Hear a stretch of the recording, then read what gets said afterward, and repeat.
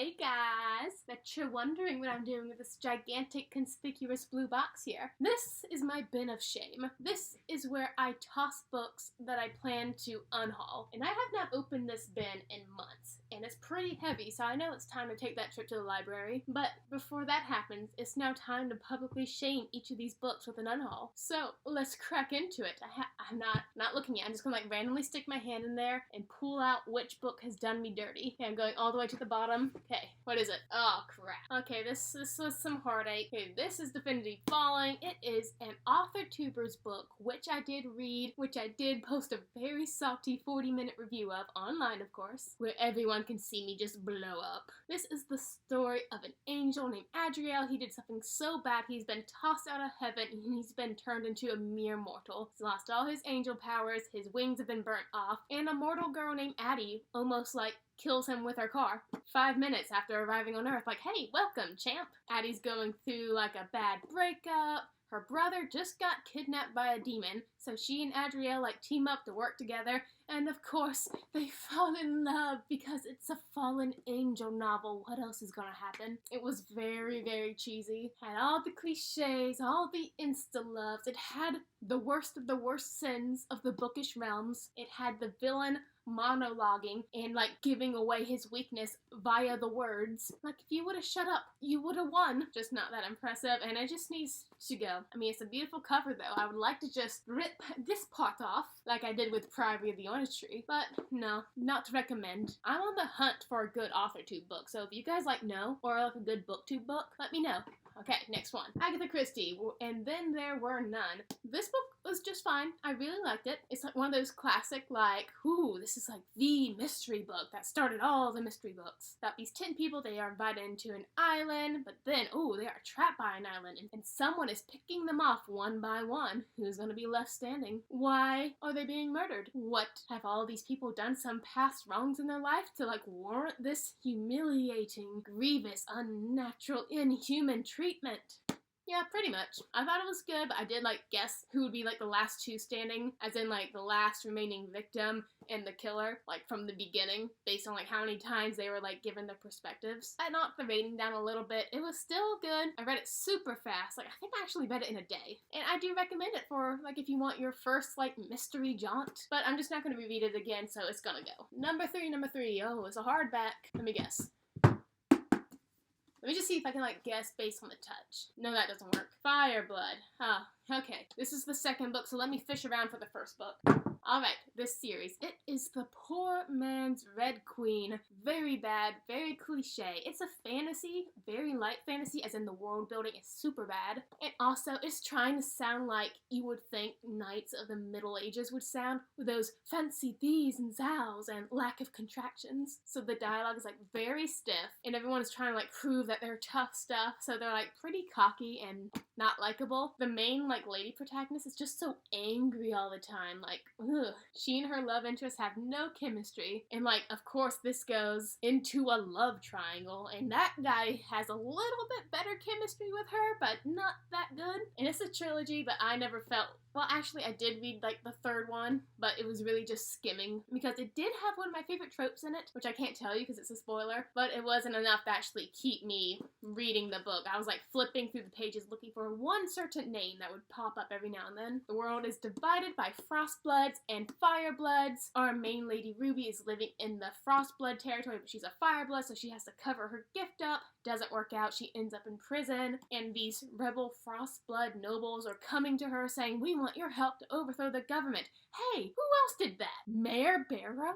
Yeah. What was that? The Silvers and the Reds? No, this is the Frostbloods and the Firebloods. If you want to read something about your blood color, deciding what type of magical power you have, read Red Queen. What else we got? Okay, this one's floppy.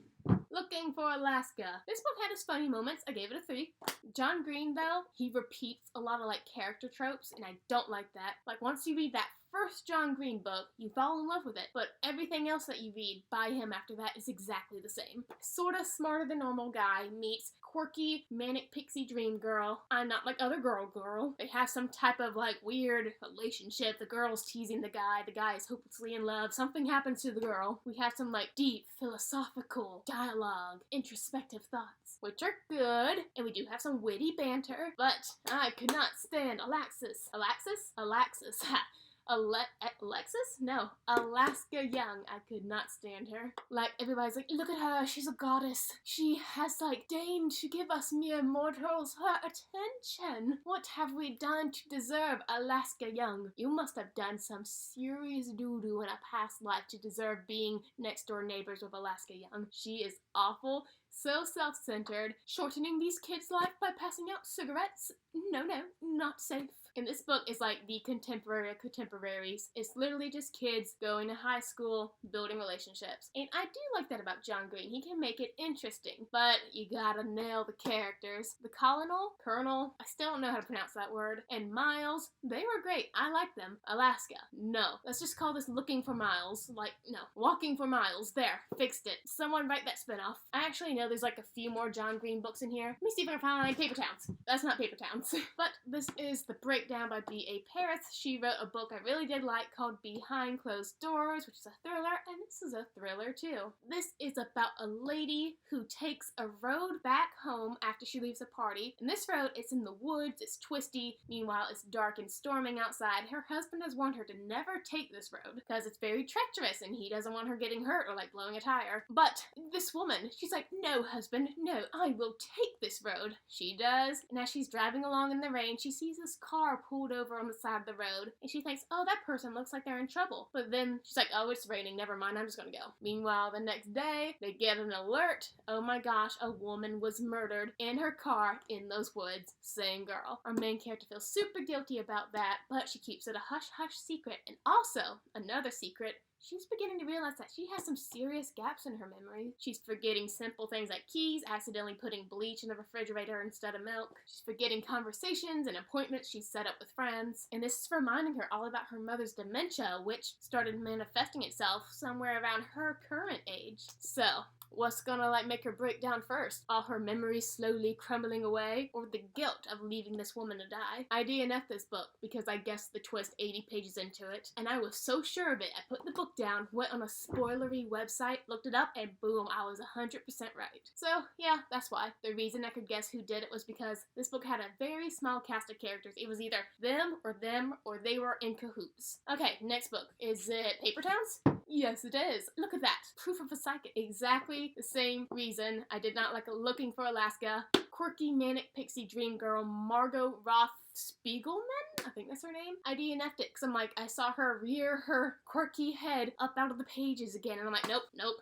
you gone. So DNF'd 40 pages. And then I did the same thing with the breakdown. I looked up what would happen to see if it was like worth actually like giving it a shot. Even on Wikipedia, hated the way it ended. I'm like, spoiler here for the ending. If you wanted a pull a disappearing act, but you didn't want anyone to actually find you, why did you leave clues? You dum-dum. And the last John Green book I am DNFing, well, yeah, I DNF'd it, and also I'm getting rid of it. Turtle all the way down. I love John Green's The Fault in Our Stars and Abundance of Catherines. Very good books. And he has such a way of just making the normal, everyday amazing, and that's what draws me to him. I really, really do love his writing style, regardless of his character trope choices. However, this book, I was excited for this book. This girl, she has major anxiety, OCD, and I was like interested to see her perspective. This is about our main girl Asa, and she gets into this like mercenary hunt for like a millionaire who's on the run after like some embezzlement, I think. I wasn't really excited about like the bounty hunter hunting, but I was excited to get to know Asa. Asa was so bland, man. So bland, in fact. I forgot all the time that she was a girl. It wasn't until she mentioned her boobs every now and then that I was like, oh yeah, you're a girl. And also, like, as I was talking about just the wonder and whimsy of all the everyday things that John Green writes about, his writing style was so off in this one. It felt like just a plain, sort of middle grade-ish style writing. Very simple, not like John Green at all, so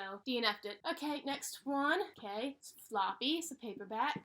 The Program. DNF this one too. Kind of the same reason I DNF Turtles All the Way Down. Characters so bland. In this book, suicide is an epidemic. It's probably even contagious. If you show like signs of depression, they're gonna send you to the institute? No, the program. Duh. And they're just gonna like retrain your thoughts. Gonna wipe you clean, send you back off all shiny and sparkly. But like in the beginning, people were dying left and right, and I didn't care because I wasn't attached to any of them. Because like all these characters were like placeholders. You have your trope, so you assign a person to fulfill that trope, you send them off, and hopefully you'll have a story around them. That's basically what it was. Bland high school boy, bland high school girl. They like each other, kissy kissy. Oh, bad stuff happens. Yeah, it was just boring, so yeah, DNF'd. Although like I was so interested in the premise because I love books about like messing with people's memories. Like your memories are who you are.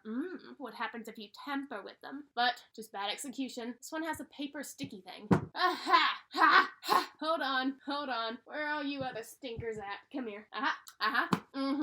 And lastly, you. I spent so much money on y'all, and you done me wrong. I think I talked about Red Queen enough times to like warrant why I'm getting rid of them, but I will explain again. In the first Red Queen, I could not stand the main girl protagonist, Mare. She would just relay the most obvious thing happening in her dialogue. Like someone would be like controlling metal, like twisting it into a new shape, and she would just like shout, "You're controlling metal!" Yeah, we can see that. Showing. You're telling. And gosh, like, it was very formulaic. It's your classic, rags to riches, girl's not what she thought she was, goes off to a palace, wears the pretty dresses, learn how to be a proper lady. Something bad happens, oh, now she has to fight for her life, and then they're saved by a rebel group. I just told you the whole story. You don't need to read this. The thing that did make it good, though, was the love triangle, which leads me to this book, which was actually, I thought it would just be downhill from here, but this one was actually very good. I like this book. Mare actually got, like, more vicious. She had, like, more of a hand in, like, fighting and planning, and she, like, stopped being obnoxious with her dialogue and her thoughts. Cal, the, like, main prince, he was having some troubles. He was, like, struggling to cope with, like, his new predicament. Maven, I love that dude. He was being crazy, and so I was excited to get to this book, because in this book, it's just Mare and Maven, and he's crazy, and she's, like, slowly trying to manipulate him so that she can, like, free herself from the predicament she's in, and it was just, like, this cocky banter between them that's like, ooh, ooh, ooh. And you, like, feel the romantic tension, but oh, she loves Cal, and love triangle. I was, like, into it, but this book, it stopped being the only Mare perspective of these books, and in this books, we had, like, 4 different perspectives. One was from Mare, which was good. I liked it. Then we had, like, these long chapters that broke apart the Mare chapters by just an awful little whiny brat named Cameron. Then we were beginning to get to Evangeline, the mean girl of the story, and I'm just like, I'm not reading this anymore. The main story, the Maven and Mare story, is over here, yet you're dragging me off over here to Cameron, who's just like sitting in a bunker whining, and Cal's off fighting an army, and Cal is coming back to the bunker telling Cameron what he did, when instead of not being with Cameron, we could have went with Cal and read about fighting instead of Cameron just sulking in a corner. And there's just no way I was going to stick around to read Evangeline. So that's when I bounced. So I DNF'd this, which is actually the book I was most excited about in this series. Never got to this.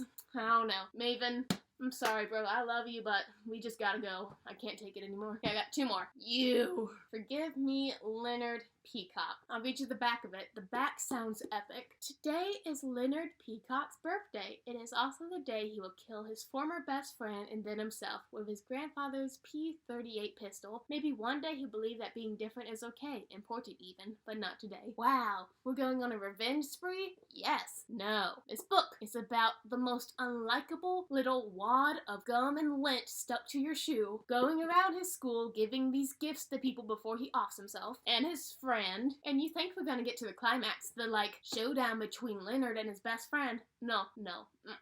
It's like we were going like this, then we, like, stopped right here. They just, actually, there was no woof. It just stopped. Because does this book have an ending? Technically, yes, but no. It just, like, rolls into the dirt, loses momentum, and dies. Like, okay, story's over, bye. Super unsatisfying. I read it, like, I would have DNF'd it, but I read it just so I can justify putting it on my worst books of 2019 list. Also, if you want to read, like, cringy love letters from a boy pretending to be his future future wife and all the intimate BUH-BYE scenes they're going to have and how amazing they will be. No, don't read it. No, you deserve better than that. It's cringy. There's these secret letters that Leonard writes that interrupt the flow of the story, and I'm just like, why are you here? Why are we here? Why are you written? I read so many Goodreads reviews about how this is going to help so many people. No, no, no!